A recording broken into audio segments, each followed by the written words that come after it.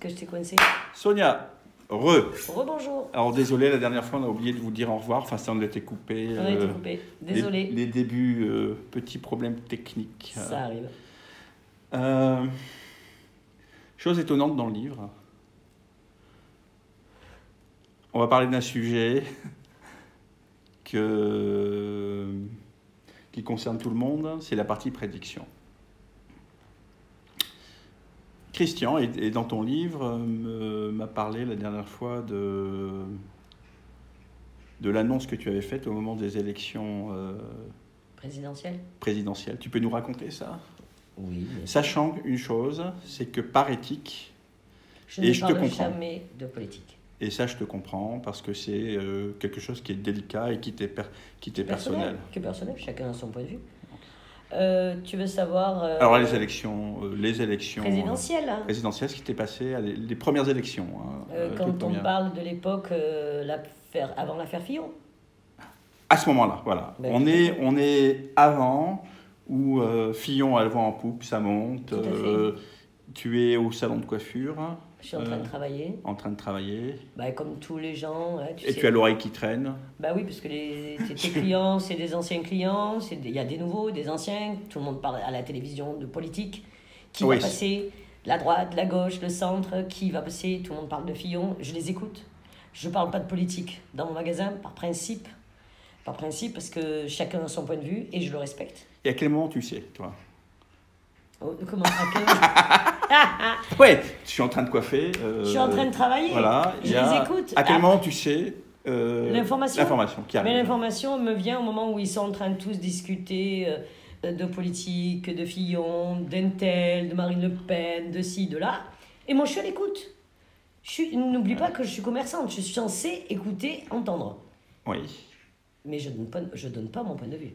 J'ai pas de logique. Point de vue. Et alors là, une information me vient. Une information qui te vient. Exact. Et tu dis exactement. Ben, ce que je dis à un moment donné, tout simplement parce que tu avais plusieurs messieurs qui étaient là en train de parler. Il va passer à combien, tout ça. J'ai dit, vous êtes tous dans l'erreur. J'ai une information à vous transmettre. C'est pas du tout ce que vous croyez. Vous allez être surpris. C'est un homme de moins de 40 ans qui vient de nulle part, qui va arriver. Et c'est lui qui sera président. C'est un homme de moins de 40 ans. Mais qu'est-ce que tu me racontes? Évidemment, tu imagines comment ça a fusé. C'est pas mais possible. De qui vous parlez? Moins de 40 ans, il n'y en a pas. Alors, ils ont commencé à me sortir la liste et tout. J'ai dit, écoutez, j'en sais rien. Macron était prévu au départ ou non, pas encore à ce moment-là? Pas du tout. On est quoi, un an avant? Alors, un an avant? Un an et demi avant. Parce que ça s'est passé, c'est vrai que ça a été très... Je crois que ça a été très... tout le monde commençait à parler de politique au bout d'un an et demi. Tu sais, on s'approchait des élections, tout le monde commençait à faire son truc. Et moi, je vois un homme. Alors, je le vois. Et on me donne l'information, c'est un homme de moins de 40 ans qui vient de nulle part. Quand on dit qu'il vient pas de nulle part, il vient pas d'une autre planète ou d'un autre pays. C'est un homme que personne ne s'attend, de moins de 40 ans, qui va débarquer et c'est lui qui sera... président. Je vois un homme de moins de 40 ans. Évidemment, bah t'imagines même pas comment je me suis fait dire de tout. Mais tu connais rien. Mais ils ont raison. Est-ce qu'ils se sont excusés après ou... Alors, parce que ce qui est intéressant, c'est ce qui se passe après. J'adore les gens, ils s'excusent jamais. Ils ont oublié? Non, pas du tout. Non, ils n'ont pas oublié. Ils sont venus vers moi, ils m'ont dit... parce que, en fait, ça s'est passé comme ça. C'est les clients, ils m'ont regardé, quand je leur ai dit ça. Et on n'en a plus parlé, parce que j'ai dit, oh là là, bah, écoutez, moi je vous transmets un message, vous prenez ou vous prenez pas, je m'en fous. Voilà, je vous transmets un message. De qui tu parles? Alors là, ça tombe bien parce qu'il y a Christian qui était témoin de la scène. Ben oui, parce que... Tu as peut-être un petit mot à nous dire, là, Christian, là-dessus ou... Ben parce que je lui ai dit. Je lui ai dit que je voyais un homme de 40 ans et lui cherche, parce que bon, il cherche des hommes de moins de 40 ans en politique. Lui qui connaît bien la politique, il en a fait, il ne faut pas l'oublier.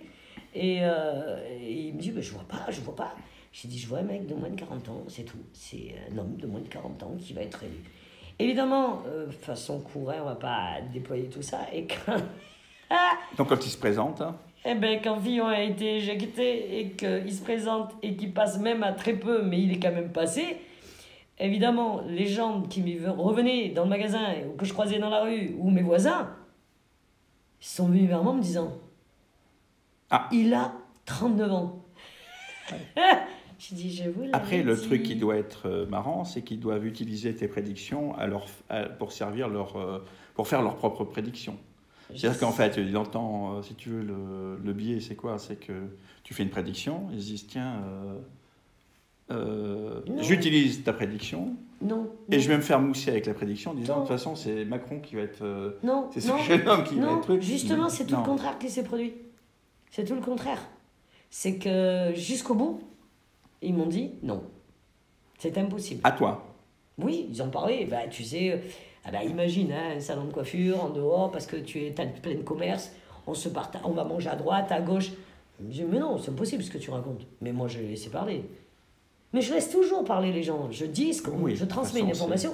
Après, ils pensent ce qu'ils veulent. De toute façon, l'information t'appartient. Comme il a dit sur l'autre vidéo, Christian, il a dit on veut pas savoir, mais elle nous le dit quand même. Moi, je dis quand même. Oui, parce qu'en fait. Je suis comme ça, c'est ma nature. Ça me vient. Il faut que ça te vient, il faut que tu le dises. Si on me le dit, c'est parce qu'ils veulent que je le transmette. Et voilà, donc. C'est pas pour voter pour lui. C'est je transmets une information. Point barre, c'est comme ça. Je vais développer quelque chose. Tu as vu ce qui s'est passé avec l'Ukraine. Ah oui. Et les informations, ça m'a saoulé. Les informations, toutes les chaînes, toutes les 2 minutes. Attention. Les chaînes en continu, c'est en continu. L'Ukraine, on risque la 3e guerre mondiale. Et un soir, on est à la maison et toute la journée à la radio, à la télé. C'est normal qu'on parle d'une guerre. Mais qui disent, en plus, ce ne sont que des journalistes qui ne connaissent rien en politique. C'est simplement, ils transmettent ce qu'on leur donne. Hypnose de masse. Voilà, exactement. Et à un moment donné, Christian me dit, attends, t'as vu, ils disent qu'on va avoir une 3e guerre mondiale, et là, je le regarde. Non, mais il peut te conforter. Attends, je te confirme complètement. J'ai dit, mais il n'y aura jamais de 3e guerre mondiale. Il me dit, pourquoi? C'est une guerre qui va s'enliser et qui va s'arrêter. Il me dit, mais non, regarde, il n'y aura pas de 3e guerre. Et je confirme aujourd'hui qu'il n'y aura pas de 3e guerre. Ça va être à l'usure. C'est ce que je vois. On me montre l'usure d'un côté, l'usure de la Russie, parce que c'est pas la politique, c'est le peuple qui est usé. Une guerre, c'est une horreur. Une guerre propre, ça n'a jamais existé. Moi, quand on me dit, ouais, c'est une guerre différente. Non, une guerre propre, ça n'existe pas. Une guerre, ça reste une guerre. T'as des morts d'un côté et des morts. Et malheureusement, c'est toujours la population qui trinque et malheureusement qui paye. T'as ceux qui sont décidés de faire la guerre. Ils ont décidé de la faire, mais qu'est-ce qu'on fait de la population? Non, il n'y aura pas de 3e guerre mondiale par rapport à ça. Ça va s'enliser. Et la preuve, parce qu'on m'avait dit, ouais, tu verras, ils disaient, ouais, c'est une guerre éclair, hop, 5 jours. On en est à combien là? Un an et... On est à plus d'1 an. On est à 1 an pratiquement. Elle est surtout économique et avec des conséquences économiques. Et Poutine, comme Christian l'a bien dit, il recule. Parce qu'il est en train de tirer sur la corde, il tire, il n'a plus d'armement, il n'a plus rien. Et ça coûte cher. Ça coûte une fortune. En humain et en matériel et en argent pendant ce temps. Alors c'est bien beau de dire, ouais, il a mis des millions. Parce que vous croyez qu'il va prendre son argent personnel Bon, on ne va pas faire d'économie ici, parce qu'on pourrait développer, voilà. partir dans des développements. Mes prédictions. Les prédictions, mais moi, ce qui m'a intéressé aussi, c'est les prédictions un peu, pas catastrophiques, mais si on pouvait prévoir des gros événements comme les tsunamis. Moi, j'ai prédit... ce que tu as prévu, oui. Ce que j'avais prédit, malheureusement, je l'avais senti, mais alors je n'ai pas prédit comme un tsunami. J'avais prédit la tempête Alex. Donc, combien de jours avant? 4 jours. C'est dans le livre aussi. Ouais, j'ai fui. 4 jours avant. On était à Tende avec Christian, on avait un rendez-vous. On peut en parler, c'est pas grave. Alors Tende, c'est l'arrière-pays niçois. On est allé rejoindre un ami qui voulait nous présenter un terrain pour pouvoir faire une résidence dessus. Bon, moi, par curiosité, j'adore les vieilles pierres. Même s'il y en a qui ne veulent pas, mais moi, j'adore les vieilles pierres. Donc, on est allé le rejoindre à Tende, dans le village de Tende. Et évidemment, Tende, c'est un petit village avec du monde. On sortait du Covid, il ne faut pas l'oublier. Les restaurants venaient de rouvrir, donc les gens, la première chose qu'ils faisaient, ils s'échappaient, ils partaient, ils n'avaient qu'une envie, c'est de sortir, ce qui est normal. Et on arrive à Tende, et je vais pour me garer. J'y arrive pas parce que je ne peux pas me garer où je veux. Je dis à Christian, sors. J'ai trouvé une petite place, ayant petite voiture, petite place, très bien, avec un peu d'humour. Et au moment où je sors, mon pied touche le sol, parce que j'ouvre la portière. Et là, ça a été là. Je lui ai fait passer à une sensation d'emblée. Je lui ai fait passer, je pense que j'ai passé 4 heures, on va dire 5 heures là-bas d'horreur. Il fallait que je fuis. Alors, quand je dis il fallait que je fuis, j'avais cette sensation étrange, tu sais, tomber dans le vide. Au moment où je me suis retrouvée dans le village, j'ai l'impression que la terre, elle allait s'effondrer. Et c'était tellement puissant, tellement fort que je n'arrivais pas. Parce qu'il me dit, mais qu'est-ce que t'as? C'est quoi, un gisement de terrain, c'est ça, un glissement de terrain? Ben, c'est ce qui s'est passé, non? La terre qui se dérobe. Ben, c'est ce qui s'est passé là-bas, non? Oui, oui, oui, tout à fait. Ah, c'est ça, donc c'est ces sensations Ben, physiques. les routes ont disparu, la moitié des villages ont disparu, quoi, la moitié des villages, des maisons ont disparu, des cimetières ont disparu, il y a des gens qui ont disparu. Et sur le moment, toi, il faut que je fuis. Il y a quelque chose qui dit, il ne faut pas que je reste là. Tu as les sensations... Alors, ça commence par des vibrations. Cette sensation étrange que le sol se dérobe sous mes jambes. Et donc, j'adore, on n'a jamais mangé aussi vite. Et il me dit, son ami nous dit... Quand je dis j'ai jamais mangé aussi vite, c'est que c'est toi qui as... accéléré les choses. Il faut pas que je reste ici. Il ne faut pas qu'on reste ici. Je sais qu'il faut... Alors au début, c'est les sensations. Et une fois je pensais, ça y est, c'est bon, on va vite voir le terrain, vite, on s'en allait. Son ami dit, j'ai un village, je vais vous faire visiter. Et là, je dis, il faut pas que j'y aille. Je peux pas. Je suis insupportable. Et je lui dis à Christian, mais moi, je veux pas y aller là-bas. Il me dit, pourquoi? Parce qu'au moment où on le suit, parce que lui, il a sa voiture, il est malade, il me dit, mais qu'est-ce qu'il y a? On va juste visiter. Et j'ai cette sensation que la route qu'on prend, qui monte dans ce village, magnifique le village, il n'y a rien à dire, hein. Cette route, elle va disparaître. Cette route va disparaître. Ça veut dire que je la vois s'effondrer, je la vois disparaître. Donc, qu'est-ce que je fais? J'y vais quand même. Il nous dit, viens, on va visiter le village. Je crois que je n'ai jamais visité un village aussi rapidement. Et dans ces cas-là, est-ce que tu dis, Christian qui te connaît, ou alors tu es tellement submergé par l'émotion que tu n'es pas forcément encore dans l'analyse de ce qui va se passer, ou l'annonce, ou alors tu dis... Silence inhabituel. Silence inhabituel, il faut absolument que... Silence inhabituel. Tu vois, c'est la difficulté des prédictions, ce genre de prédictions, où c'est physique. C'est silence inhabituel, physique. Il ne comprend pas. Je ne parle pas, moi qui adore discuter... On me le reproche. Tu es en alerte, là. Il y a quelque chose Il y a quelque chose qui est en train de se produire. Alors quand? On ne me dit pas quand. Mais au bout d'un moment, quand on a visité le village, il me voit me diriger vers la voiture, plus vite que possible. Et il me dit, mais qu'est-ce qu'il y a? Je dis, il faut qu'on s'en aille. Ils me disent, va-t'en. Pars vite. Ah, on te dit, donc après tu entends... Au bout vers les 5 heures, ils me disent, Sonia, ne reste pas là. Ne reste partez. Partez. Et ce qui était incroyable... Là, tu fais l'annonce donc Christian, mais est-ce que tu as eu le réflexe, je ne sais pas si c'est un réflexe, de dire aux gens du village, par exemple, il va se passer quelque chose, attention... Non, parce que je sais que les gens ne t'écoutent pas. Je l'ai dit à Christian. Ça c'est... Donc, tu as une information, c'est quand même délicat. Les gens ne m'écoutent pas. Les gens ne t'écoutent pas, ils te regardent, ils me disent, celle-là, elle va... Ou alors, ils doivent vivre, c'est qu'eux doivent le vivre. Non, les gens ne t'écoutent pas. Ouais. Christian, je lui dis dans la voiture... au moment où on va pour partir, et je roule. Moi qui suis assez prudente, je suis pas mémère, mais je suis... Là, tu t'es dit... Et là, j'ai fait taille, je sais pas pourquoi, mais va-t'en. Et quand je suis en train de conduire pour reprendre la route pour partir, il me pose des questions, mais je lui réponds. Hein.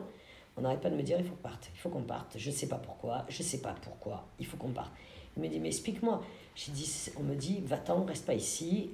Et ce qui est incroyable, c'est de tendre jusqu'à l'autoroute de Nice, où tu passes la rivière, le Var, le pont. J'ai cette sensation où il faut que je m'en aille au plus vite. Et au moment où on passe le pont, plus rien. Tu es dans une zone, tu es sécurisé là. Sécurisé, il n'y a plus rien. Donc, qu'est-ce qu'on fait? On rentre à la maison, mais je me sens vidée. Donc, j'ai pas envie de parler, je suis vidée. J'ai des informations, mais je suis vidée, comme si tu avais pris mon énergie, comme j'avais fait un marathon, et voilà, c'est bon, j'ai travaillé. Et puis, le temps de comprendre encore ce qui peut se passer. Alors, à ce moment-là, j'arrive à la maison, et mais qu'est-ce qui va se passer? Oui. Je me dis, mais qu'est-ce qui va se passer? Et quand? Non alors, d'après moi, ça va pas tarder, parce que c'est trop violent. C'est hyper violent. C'est violent, c'est d'une violence hallucinante. Déjà, pour arriver à me faire me taire... il en faut. Les gens qui me connaissent vont dire pour que Sonia ne dise rien. Et quand on est arrivé à la maison, son ami nous a téléphoné et il dit à Christian, alors si je ne me trompe pas, il lui dit, mais qu'est-ce qui lui était arrivé? Elle n'a pas parlé, elle était étrange. J'ai dit, je ne peux pas expliquer, j'ai une sensation étrange, je ne peux pas expliquer. Donc là, on est le dimanche. C'est quand même étrange. Bah, tu vois, tu as une information qui est importante. Dis-moi. Tu pourrais appeler la gendarmerie ou en disant voilà. Ah ouais, on peut sauver des vies, tu vois. Ils sont pas ouverts. Y croire ou ne pas y croire, à la limite, c'est. Oui, c'est une information qui sort de nulle part, qui mérite d'être. Auquel on mérite d'être écouté. Ils écoutent pas. C'est une information. Et qu'est-ce qu'on en fait? Tu peux sauver des vies et autres. Et on t'écoute jamais. Et quand tu fais l'information a posteriori, c'est trop tard. C'est trop tard. Mais moi, je l'ai fait avant. Mais on t'écoute pas. Mais on m'écoute jamais. C'est triste. C'est triste. Mais ce qui est triste, c'est que c'est typique de la France. Hein. Ouais. Tu penses qu'en France, c'est très fermé. Je sais que dans certaines régions, alors, parce que moi j'ai eu affaire à quelqu'un d'extraordinaire, j'ai rencontré un policier sur la Côte d'Azur qui me dit si nous on avait les mains libres, on demanderait à des gens comme vous de nous aider pour les enquêtes, bien sûr, pour des événements, ce qui s'est produit il n'y a pas très long, il y a quelques temps de ça, mais ce sont les juges qui nous bloquent. Qui bloquent. C'est pas la police, c'est les gendarmes. Ils font leur travail. On a besoin de ce qu'eux. Ils font très bien leur travail. Et on leur donne des outils. On leur donne pas beaucoup d'outils. On leur demande simplement, faites le boulot. Mais faites ce qu'on vous dit. Mais c'est les juges. Il me l'a dit, moi. Il m'a dit. Aux États-Unis, ils sont plus avancés. Beaucoup plus. À tous les niveaux. Comment tu parles dans ton livre de comment elle s'appelle cette médium Dubois. Voilà. Madame Dubois. Qui intervenait. Qui intervenait et qui travaillait avec un procureur, qui l'aidait. Elle les aidait à résoudre certains crimes ou certaines disparitions.